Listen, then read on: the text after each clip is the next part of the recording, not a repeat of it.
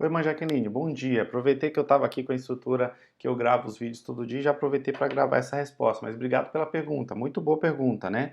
Por que que a Bíblia católica é diferente da Bíblia protestante?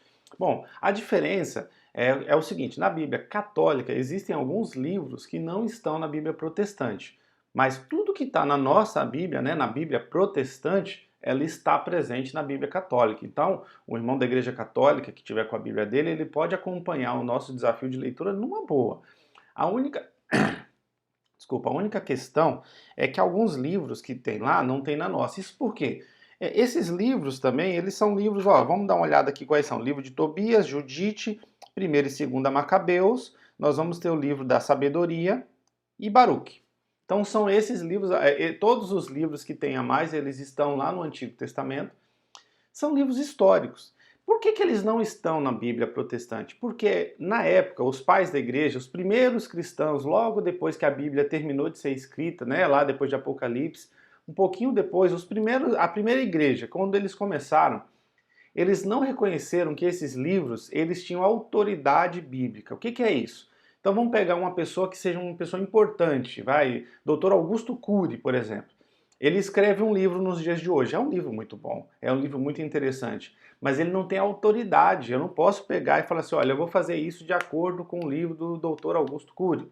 Nós, protestantes, não aceitamos nenhum outro livro como autoridade diferente da Bíblia. E isso é importante a gente marcar aqui. Então, para nós, qual é a autoridade máxima na igreja? Não é o pastor, nós não temos pessoas, homens que sejam autoridade para dizer o que, que eu tenho que fazer, quais são as normas que eu tenho que cumprir na minha vida. Então, qual é essa autoridade? É a Bíblia. Então, qualquer pastor, qualquer líder meu que queira me dar alguma orientação, ele tem que dar de acordo com a Bíblia. Qualquer explicação que eu vou dar e qualquer posicionamento que eu tenho que falar, eu tenho que justificar. Eu tenho que pegar um versículo da Bíblia e falar, olha, de acordo com o versículo tal, a gente vai fazer assim, assim, assim.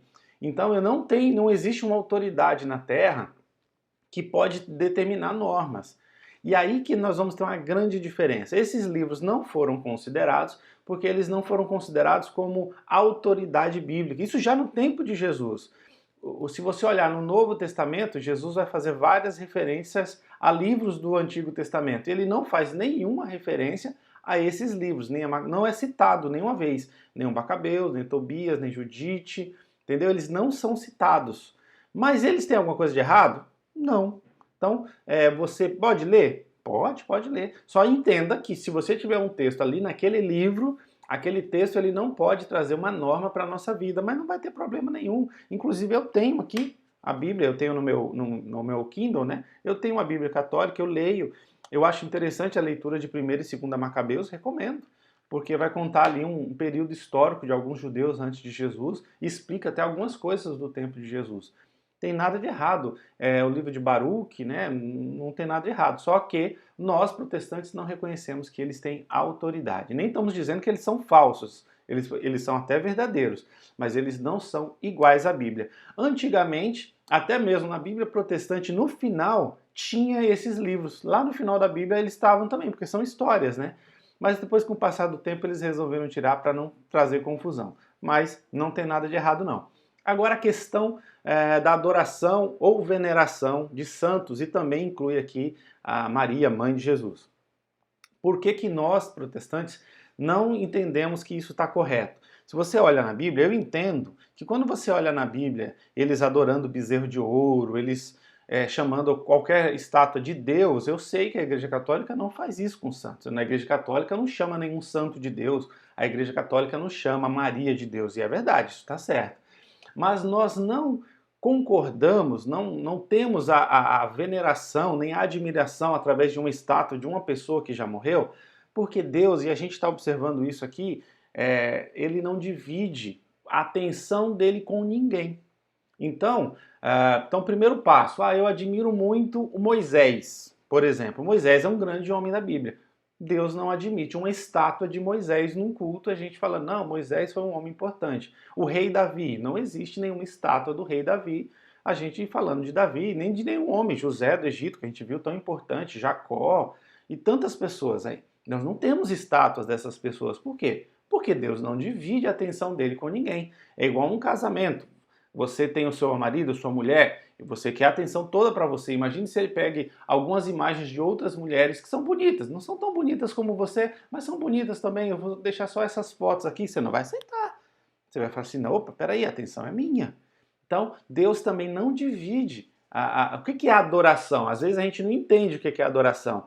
De certa forma, adoração e veneração é a mesma coisa. É quando você honra uma pessoa, quando você tem ela como uma pessoa que vai determinar as suas atitudes, as suas ações. Então, Deus não divide. Olha, somente está lá em Deuteronômio capítulo 6, verso 13. Somente o Senhor adorarás. Está aqui, ó, Deuteronômio 6, 13. Só devemos prestar culto a Deus. Então, somente a ele adorarás, somente a ele venerarás, é a mesma coisa. Então Deus não divide isso.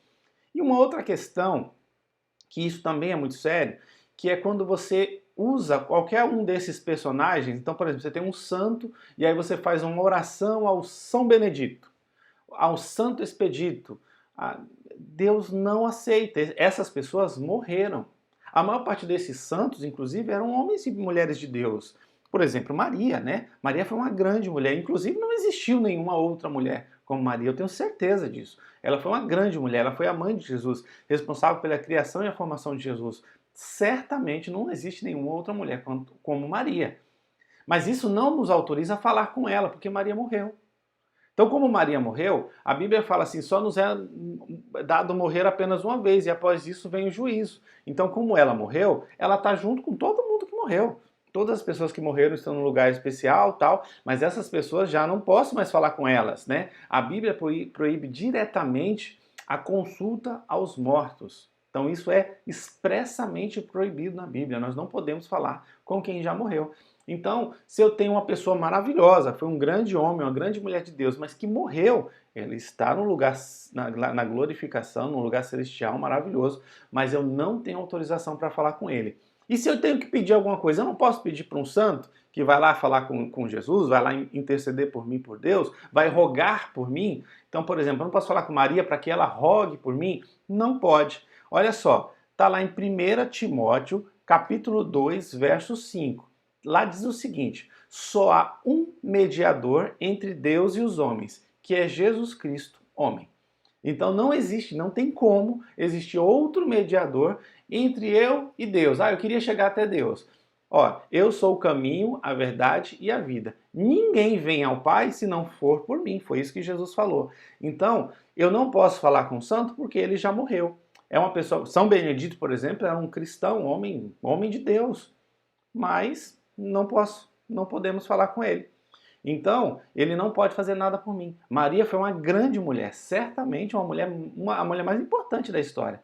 Mas ela morreu. Então eu não posso mais, não consigo mais falar com ela. E se eu pudesse, se a gente pudesse falar com ela, ela ia falar o que ela falou quando houve o milagre das bodas de Caná. Que quando Maria foi falar com as pessoas, ela falou assim, olha, façam tudo que Jesus mandar. Então se a gente pudesse falar com algum santo, ele ia falar assim, não, por favor, não falem comigo, não peçam nada para mim, peçam tudo para Jesus. Nós temos acesso direto, né? A gente pode falar direto com Deus, não faria sentido eu falar com outra pessoa, por mais incrível que ela tenha sido. Então essas pessoas não podem fazer milagres, isso é impossível, não tem como. Então não dá, de acordo com a Bíblia, para a gente aceitar esse tipo de coisa, por mais incríveis que eles tenham sido, tá bom? Espero que tenha ficado claro, mas pode continuar no desafio, viu? Se você tiver com uma Bíblia Católica, eu tenho um aqui também, pode acompanhar com a Bíblia Católica o desafio. Só não vai ter os livros a mais, realmente não vai ter no desafio. Depois leia os livros, não tem problema nenhum.